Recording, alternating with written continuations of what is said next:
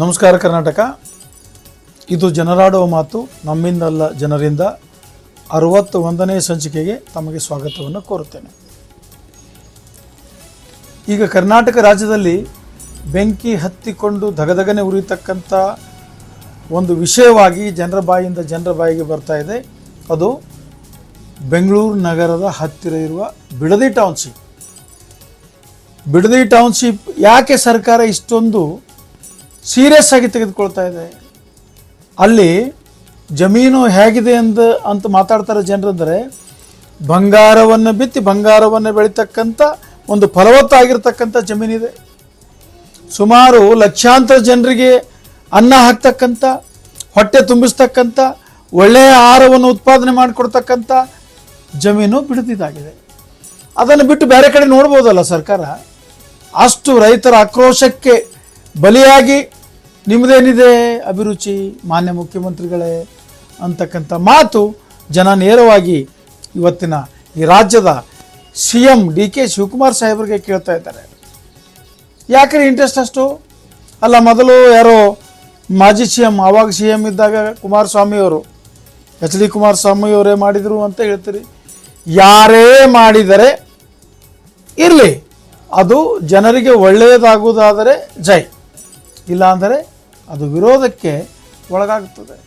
ಅಷ್ಟೊಂದು ವಿರೋಧವನ್ನು ಮಾಡಿ ರೈತ ಮಹಿಳೆಯರು, ಸಾಮಾನ್ಯ ಜನರು ಹೋರಾಟವನ್ನು ಮಾಡಿ ಬೀದಿ ಕಾಲ್ನಡಿಗೆಯಿಂದ ತಿರುಗುತ್ತಿರುವಾಗ ಅದನ್ನು ಕೈ ಬಿಟ್ಟರೆ ನಿಮ್ಮಪ್ಪಂದೇನು ಗಂಟು ಹೋಗ್ತದೆ ಅಂತಕ್ಕಂಥ ಮಾತು ಸಾಮಾನ್ಯ ಜನ ಪ್ರಶ್ನೆ ಮಾಡ್ತಾ ಇದ್ದಾರೆ. ಇದು ನಾವು ಹೇಳೋ ಮಾತಲ್ಲ. ಇವತ್ತಿನ ಈ ನಾಡಿನ ದೊರೆ ಏನಾಗಿದ್ದೀರಿ, ನಾಡಿನ ಜನರ ಒಳಿತಿಗಾಗಿ, ನಾಡಿನ ಜನರ ಭಾವನೆಯನ್ನು ಕೇಳಿಸದೆ, ನಾಡಿನ ಜನರಿಗೆ ಕೇಡನ್ನು ಮಾಡದೆ, ಅವರು ಬಯಸಿದಂತೆ ಅಧಿಕಾರ ನಡೆಸಿ ಅನುಕೂಲ ಮಾಡಿ ಮೂಲಭೂತ ಸೌಕರ್ಯಗಳನ್ನು ಕೊಡ್ತಕ್ಕಂಥ ಒಂದು ಕೆಲಸ ಈ ನಾಡ ದೊರೆ CM DK ಶಿವಕುಮಾರ್ ಸಾಹೇಬರದಾಗಿದೆ ಅಂತಕ್ಕಂಥ ಮಾತು ಕೂಡ ಜನ ಆಡ್ತಾ ಇದೆ. ಒಂದು ಮಾತಲ್ಲಿ ಹೇಳಬೇಕಾದರೆ, ಇವತ್ತಿನ CM DK ಅವರು ಮನಸ್ಸಿನ ರಾಜ, ದಾನಸೂರ, ಜನರಿಗೆ ಅನ್ಯಾಯ ಮಾಡಿದಂಥ ಒಬ್ಬ ವ್ಯಕ್ತಿ ಅಂತಕ್ಕಂಥ ಮಾತು ಕೂಡ ಕೇಳಿ ಬರ್ತಾ ಇದೆ.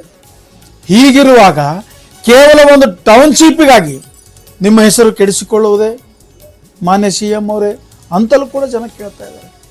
ಆದ್ದರಿಂದ ನೀವು ನೋಡಿ, ಫಲವತ್ತತೆ ಇರದೇ ಇರತಕ್ಕಂಥ ಜಮೀನು ಕೂಡ ಬೆಂಗಳೂರು ಮತ್ತೆ ಸುತ್ತಮುತ್ತಲಿದೆ. ಇದನ್ನು ಕೈ ಬಿಟ್ಟು ಆ ಕಡೆ ಟೌನ್ಶಿಪ್ ಮಾಡಲಿಕ್ಕೆ ಯಾರ್ದು ವಿರೋಧಿಲ್ಲ. ಆದರೆ ಹೊನ್ನವನ್ನು ಬೆಳೀತಕ್ಕಂಥ ಒಂದು ಫಲವತ್ತಾದ ಜಮೀನಿಗೆ ಟೌನ್ಶಿಪ್ ಮಾಡೋದು ತಪ್ಪು ಅಂತಕ್ಕಂಥ ಮಾತು ಜನ ನೇರವಾಗಿ ಹೇಳ್ತಾ ಇದ್ದಾರೆ. ಆದ್ದರಿಂದ ಅವರ ಒಂದು ಸಚಿವ ಸಂಪುಟದ ಸದಸ್ಯರು ಕೆಲವೊಬ್ಬರು ಮಾತಾಡಿದ್ದಾರೆ, ಟೌನ್ಶಿಪ್ ಬೇಕೇ ಬೇಕು, ನಿಮ್ಮ ತಲೆಯಾಗ ಬುದ್ಧಿ ಬೇಕು ಅಂತಲೂ ಜನ ಕೇಳ್ತಾ ಇದ್ದಾರೆ. ಟೌನ್ಶಿಪ್ ಬೇಕು ಎಲ್ಲಿ? ಫಲವತ್ತತೆ ಇಲ್ಲದ ಜಮೀನಲ್ಲಿ. ಅಲ್ಲಿ ಎಂಥ ಹಣ್ಣಿನ ಗಿಡ, ದೃಶ್ಯಾವಳಿಗಳಲ್ಲಿ ನೀವು ನೋಡ್ತೀರಿ, ನಾವು ಎಂಥ ಫಲವತ್ತಾದ ಜಮೀನದು, ಎಂಥ ಬೆಳೆ ಬೆಳೀತಕ್ಕಂಥದ್ದು, ಎಂಥ ಬೆಳೆ ಬಿಗಿದು ನಿಂತಿದೆ ಅಲ್ಲಿ. ಟೌನ್ಶಿಪ್ ಮಾಡಲಿಕ್ಕಾದ್ರೂ ನಿಮಗೆ ಮನಸ್ಸು ಹೇಗೆ ಬರುತ್ತೆ ಅಂತಕ್ಕಂಥ ಮಾತನ್ನು ಕೇಳ್ತಾ ಇದ್ದಾರೆ. ಇದಕ್ಕೆ ಬೆಂಬಲಿಸಿ ಟೌನ್ಶಿಪ್ ಮಾಡಬೇಕು ಅಂತ ಸಪೋರ್ಟ್ ಮಾಡ್ತಕ್ಕಂಥವ್ರಿಗೆ ಮನುಷ್ಯತ್ವವೇ ಇಲ್ಲ ಅಂತಕ್ಕಂಥ ಮಾತು ಕೂಡ ಜನ ಮಾತಾಡ್ತಾ ಇದ್ದಾರೆ.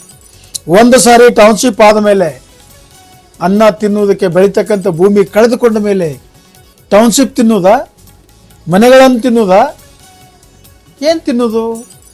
ಆಹಾರ ಬೆಳೆಯಬೇಕಲ್ಲವೇ?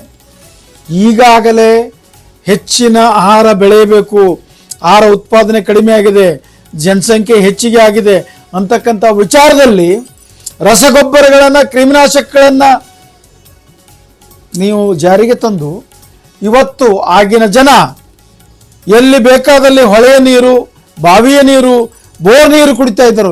ಇವತ್ತು ಫಿಲ್ಟರ್ ಇಲ್ಲದೆ ನೀರು ಕುಡಿಯುವಂತಿಲ್ಲ. ಫಿಲ್ಟರ್ ಇಲ್ಲದ ನೀರು ಕುಡಿದರೆ ಇವತ್ತು ಆಸ್ಪತ್ರೆಗೆ ಅಡ್ಮಿಟ್ ಆಗ್ತಕ್ಕಂಥ ಒಂದು ಪರಿಸ್ಥಿತಿ ತಂದವರು ನೀವೇ.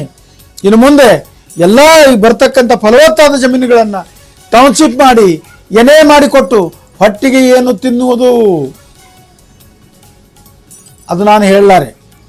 ಜನ ಕೇಳ್ತಾ ಇದ್ದಾರೆ, ಭಾಳ ಕಾರವಾಗಿ ಕೇಳ್ತಾ ಇದ್ದಾರೆ.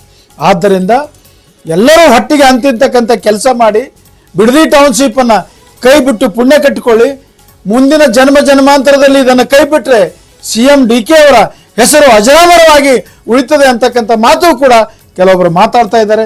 ಎಲ್ಲ ವಿಷಯವನ್ನು ಅವಲೋಕಿಸಿದ ನಾನು ಹೇಳೋದೇನೆಂದರೆ, ದಯವಿಟ್ಟು CM ಸಾಹೇಬ್ರೆ, ಬಿಡದಿಯ ಒಂದು ಟೌನ್ಶಿಪ್ಪನ್ನು ಕೈ ಬಿಟ್ಟು ಜನರಿಗೆ ಆಹಾರ ಉತ್ಪಾದನೆ ಮಾಡ್ತಕ್ಕಂಥ ಒಂದು ಒಳ್ಳೆಯ ಕೆಲಸಕ್ಕೆ ತಾವು ಸಹಾಯ ಹಸ್ತ ಚಾಸ್ತರಿ ಅಂತಕ್ಕಂಥ ಮಾತನ್ನು ಹೇಳ್ತಾ, ಇದು ಜನರಾಡುವ ಮಾತು ನಮ್ಮಿಂದಲ್ಲ ಜನರಿಂದ 61ನೇ ಸಂಚಿಕೆಗೆ ವಿರಾಮ ಕೊಡುತ್ತೇನೆ. ನಮಸ್ಕಾರ.